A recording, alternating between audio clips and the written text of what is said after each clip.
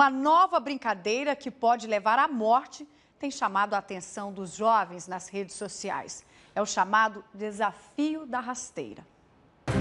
A brincadeira, conhecida também por quebra-crânios ou roleta humana, acaba em um tombo que oferece risco aos participantes. Quem está no meio pula. Nesse momento acontece a rasteira e a pessoa cai de costas no chão. A pessoa pode bater a cabeça ou até mesmo lesionar a coluna.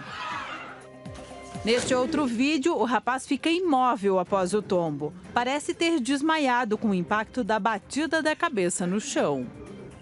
Em novembro do ano passado, uma estudante de Mossoró, no Rio Grande do Norte, morreu vítima da brincadeira. Emanuela Medeiros tinha 16 anos e sofreu traumatismo craniano. Ainda sobre este assunto, quem está conosco é a doutora Fabiana Vasconcelos, ela que é psicóloga do Instituto de Me Cuida. Fabiana, boa tarde, obrigada por falar com a gente aqui do Hora News. Boa tarde, Hora News e seus ouvintes. Muitíssimo obrigada por ter a presença do Instituto aqui representada por mim. A gente que agradece. Fabiana, as imagens impressionam, né? A gente não consegue entender o que passa na cabeça desses jovens. Agora, com a volta às aulas, como os pais e professores podem observar, conscientizar, informar esses jovens para que isso não aconteça, essas brincadeiras sem graça? Bom, o que a gente vem trabalhando nos últimos 5 anos, nós temos até uma rede nacional de profissionais que trabalham com isso, é uma propagação maior de uma educação para o mundo digital, uma cidadania digital sendo formada, tanto por adultos, pais e responsáveis, assim como educadores. A gente precisa que a cultura digital ela entre na vida das pessoas como uma parte integrante, diária, faça parte do diálogo de educação de forma geral.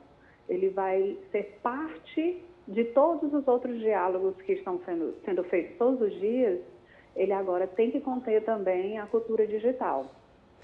Como a criança e o adolescente está em formação, ele vai atuar dentro desse campo de acordo com aquilo que ele tem interesse, ele é motivado, ele é impulsionado a fazer. Então, a gente precisa ter um adulto que oriente. Nos últimos anos, 22 mortes de jovens brasileiros foram registradas por causa desse tipo de brincadeira vindo da internet.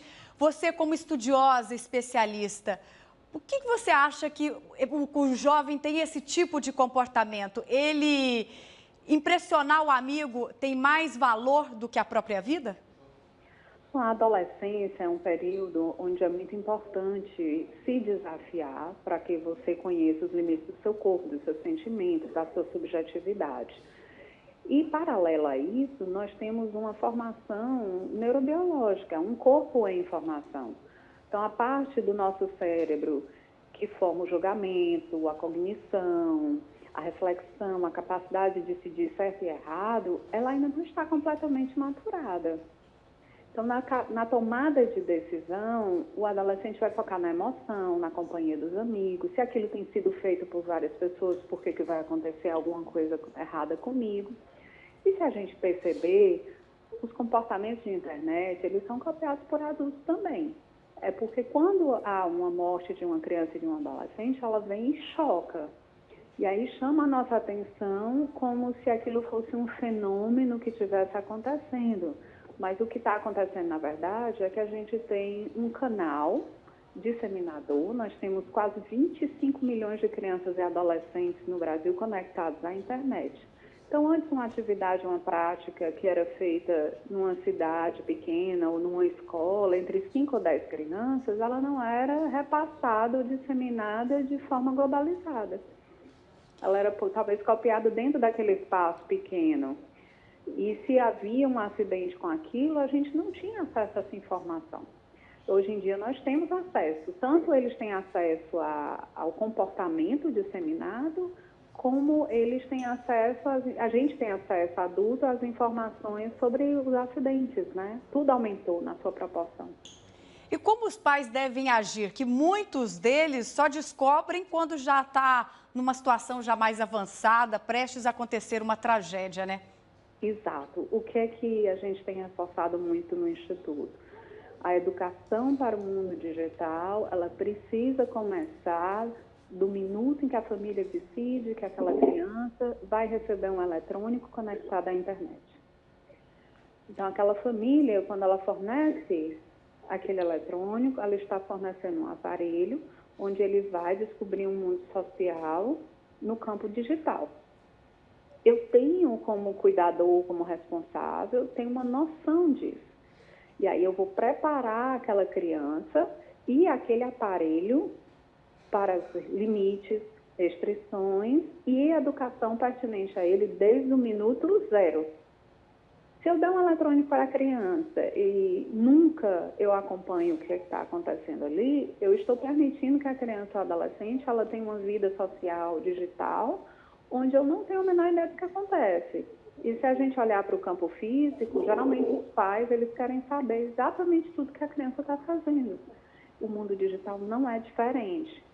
A gente tem uma ideia de que a tela pequenininha, né, está em casa, então ela é protegida. A criança está em casa, ela está protegida, mas ela está participando de uma outra sociedade. E dentro daquela sociedade existem riscos como a do mundo físico. A gente precisa que os pais absorvam essa consciência e se preparem e eduquem as crianças em casa.